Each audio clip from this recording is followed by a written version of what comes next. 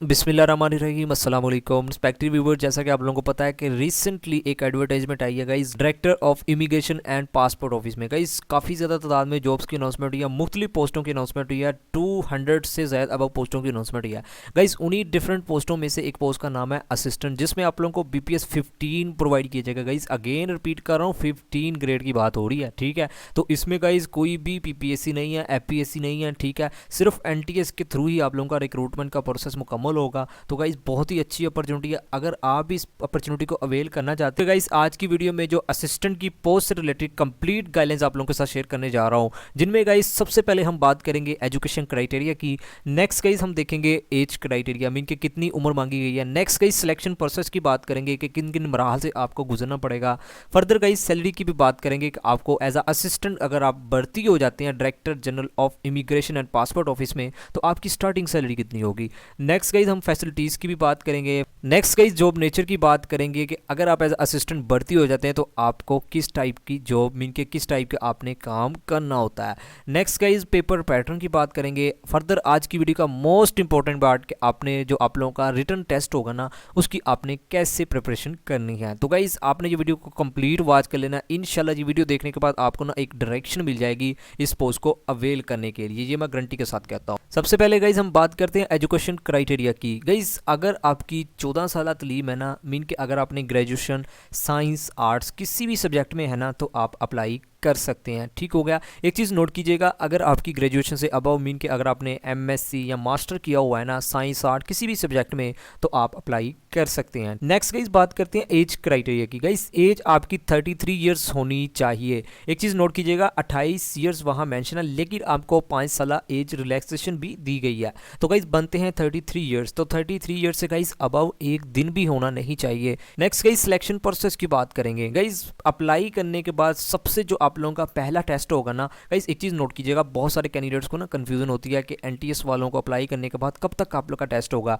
Guys with in 1 month के अंदर अंदर ना आप लोगों को जो रोल नंबर स्लिप है ना वो जनरेट हो जाएगी। NTS वाले गाइस इतना ज़्यादा लेंथी इनका प्रोसीजर नहीं होता एज़ कम्पेयर टू PPSC हो गया, FPSC हो गया। सिर्फ गाइस ये 25 या मैक्सिमम 1 मंथ हो जाता है, ठीक है। तो 1 मंथ के अंदर अंदर आप लोगों को रोल नंबर स्लिप भी आ जाएगी, ठीक है। तो 1 मंथ बाद आप लोगों को जो सबसे पहला टेस्ट होगा गाइस वो रिटन बेस्ड टेस्ट होगा। मैं आपको आखिर पर पैटर्न बताता हूँ, फर्दर आपको तैयारी का तरीका भी बताता हूँ। फर्दर गाइस जो कैंडिडेट्स भी रिटन टेस्ट में क्वालिफाई कर लेंगे, जो कैंडिडेट्स मेरिट पर आएंगे ना, तो गाइस उन कैंडिडेट्स का होगा नेक्स्ट इंटरव्यू, ठीक है। तो इंटरव्यू के बाद फर्दर गाइस जो कैंडिडेट्स भी शॉर्टलिस्ट हो जाएंगे, देन गाइस NTS वाले आपके जो मुतलका डिपार्टमेंट है director general of immigration and passport का, तो गाइस आपकी जो फाइनल कैंडिडेट्स की लिस्टें हैं ना आपके मुतलका डिपार्टमेंट को अरसाल कर दी जाती हैं। फर्दर गाइस फिर आप लोगों का डिपार्टमेंट की जानब से मेडिकल करवाया जाता है, जो शॉर्ट लिस्टेड कैंडिडेट्स हो जाते, तो ऑफर लेटर के साथ ही आप लोगों की गाइस सैलरी भी स्टार्ट हो जाती है। एक चीज़ नोट कीजिएगा, इसमें आप लोगों को कोई भी प्रोफेशनल ट्रेनिंग के लिए या आपको कोई भी फिजिकल ट्रेनिंग के लिए गाइस कहीं भी भेजा नहीं जाएगा।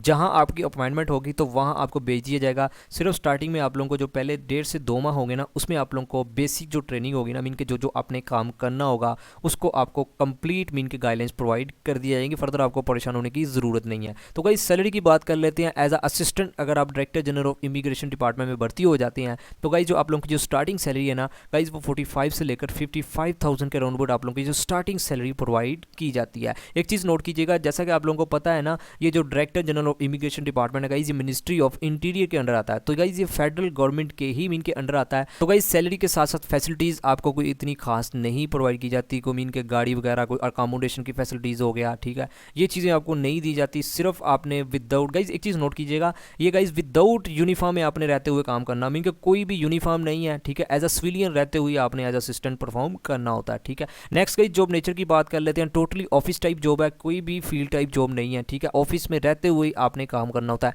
एक चीज़ नोट कीजिएगा, ये जो असिस्टेंट की पोस्ट है ना गाइस, फर्दर जो दूसरी भी UDC होगा, LDC गाइस, ये क्लरिकल स्टाफ में ही आ जाती हैं, ठीक है। तो इसमें जो आपने ज़्यादातर वर्क करना है ना गाइस, वो आपने ऑफिस में रहते हुए ही काम करना होता है। नेक्स्ट गाइस बात करते हैं आप लोग के पेपर पैटर्न की। जो सबसे पहला आप लोगों का रिटन टेस्ट होगा ना गाइस, उसका पैटर्न क्या होगा। देखिए गाइस एक चीज़ नोट कीजिएगा, NTS वाले ना पेपर से 15 से 20 दिन पहले ना आप लोगों का ऑनलाइन मीन के अपनी वेबसाइट पर ना पेपर पैटर्न अपलोड कर देते होते हैं। लेकिन जैसा कि आप लोगों को पता है अभी तो आप लोगों की जो ड्यू डेट है वो भी एडवर्टाइजमेंट की नहीं गुजरी, तो जो लास्ट मीन के रिक्रूटमेंट्स मुकम्मल हो चुकी है ना, मैं उसी के अकॉर्डिंग आप लोगों को पेपर पैटर्न शेयर कर देता हूँ, क्योंकि नॉर्मली इनका जनरल सा ही पेपर पैटर्न होता है, ठीक है। जिनमें गाइस आप नोट कर लें, इंग्लिश का पार्ट होगा, ठीक है। इंग्लिश में गाइज वोकैबुलरी होगी, फ्रेजल वर्ब होंगे, ग्रामर का पार्ट होगा, लेकिन एक चीज़ और ऐड कर लें, इसमें गाइज एनालिटिकल एबिलिटी और कॉम्प्रीहेंशन भी ऐड किया जाता है इंग्लिश के पार्ट में, ठीक है। तो इंग्लिश की काफ़ी ज़्यादा पेपर में रेशो ऐड की जाती है। फर्दर इस्लामिक का पार्ट होगा, पाक स्टडी होगा, ठीक है। इसी तरह कंप्यूटर एंड आईटी का पार्ट होगा। कंप्यूटर एंड आईटी का भी ज़्यादा क्वेश्चन होंगे, 10 से 15 क्वेश्चन, क्योंकि आप असिस्टेंट की पोस्ट पर मीन के अप्लाई कर रहे हैं, तो कंप्यूटर और आईटी से रिलेटेड लाजमी क्वेश्चन ऐड किए गए हैं। लास्ट जो पेपर है वो भी मैं आप लोगों के साथ इंशाल्लाह बहुत जल्द इसी चैनल के तो बसम से शेयर कर दूंगा, तो आपने बस चैनल को सब्सक्राइब कर लेना है। फर्दर गाइस जनरल साइंस से भी रिलेटेड 2 से 3 क्वेश्चन आपके पेपर में होंगे। नेक्स्ट मैथमेटिक्स का भी पार्ट होगा, ये भी आप जेन में रखिएगा। फर्दर गाइस जो पार्ट होगा वो जीके का पार्ट होगा। तो ये तमाम सब्जेक्ट को गाइस मिलाकर आप लोगों का 1 MCQs मुश्तमिल पेपर होगा, 100 MCQs होंगे, ये भी आप नोट कर लें। नेक्स्ट गाइस बात करते हैं कि आपने रिटन टेस्ट की कैसे तैयारी करनी है। जो सब्जेक्ट्स मैंने आप लोगों के साथ शेयर किया है ना, तो कैसे आपने उनको कवर करना है। एक चीज़ सबसे पहले गाइस आपने अपने जहन में बात रखनी है, NTS वालों का गाइज इतना कुछ ज़्यादा डिफिकल्ट पेपर नहीं होता एज़ कम्पेयर टू PPSC हो गया, FPSC हो गया, क्योंकि गाइज इनमें तो एक तो नेगेटिव मार्किंग नहीं होती। फर्दर गाइज थोड़ी सी जो डिफिकल्टी रेशो है ना, होती ज़रूर है, लेकिन guys as compare to PPSC FPSC के मुकाबले में गाइज इतनी नहीं होती, ये भी आपने बात जहन में रखनी है।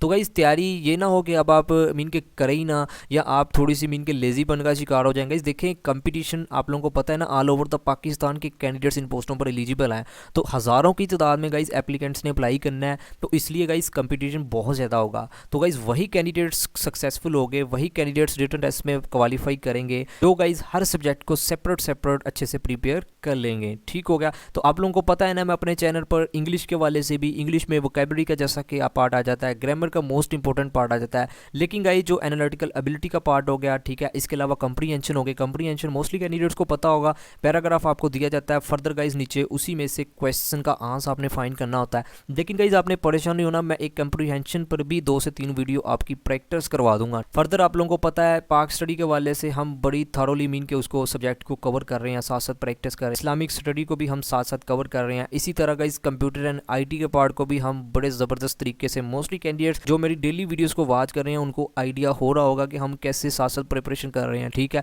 इसी तरह जनरल साइंस को भी गाइज कवर कर रहे हैं। फर्दर गाइज जीके का भी आप लोगों ने देखा होगा, हम सेपरेट छोटे छोटे टॉपिक्स बनाकर लेक्चर्स की शक्ल में कवर कर रहे हैं, साथ साथ प्रैक्टिस भी कर रहे हैं। तो गाइज ये मैं बात गारंटी के साथ कहता हूँ, अगर आपने जो मेरे ऑलरेडी चैनल पर वीडियोस मौजूद हैं और जो मैं डेली साथ साथ मीन के डेली जो अपलोड कर रहा हूँ अपने चैनल पर, अगर गाइज पेपर होने से पहले तक अगर आपने मेरी तमाम वीडियोस को देख लिया और साथ साथ आपने हैंड नोट्स बना लिए ना अपने, तो ये मैं अगेन गारंटी के साथ बात कर रहा हूँ गाइज, आप टेस्ट को पास ही नहीं, आप इंशाल्लाह क्वालिफाई भी कर लेंगे। बाकी गाइज जैसा कि आपको अभी बताया है कि सिर्फ मैंने एनालिटिकल एबिलिटी हो गया, कॉम्प्रीहेंशन हो गया, ठीक है, इनका अभी कोई भी मटीरियल, कोई एक वीडियो भी अपलोड नहीं की, लेकिन मैं इंशाल्लाह ज़रूर करूँगा। आपने कमेंट सेक्शन में फीडबैक भी दे देना है, क्योंकि मैं आपके फीडबैक से ही नेक्स्ट मीन के प्लानिंग करूँगा, कॉम्प्रीहेंशन और दूसरी एनालिटिकल एबिलिटी के वाले से, ठीक होगा, क्योंकि इनकी भी रेशो मोस्ट इंपॉर्टेंट मीन की इंपॉर्टेंस रखती है। आप लोगों को पता है ना, आप किसी भी जॉब का टेस्ट देने जाएंगे, इस कंपटीशन के इस दौर में आपको एक एक मार्क्स के लिए लड़ना पड़ता है, तो हमने हर सब्जेक्ट को गई सेपरेट तैयार करना है। ऑलरेडी मैं कुछ वीडियोस अपलोड कर चुका हूँ,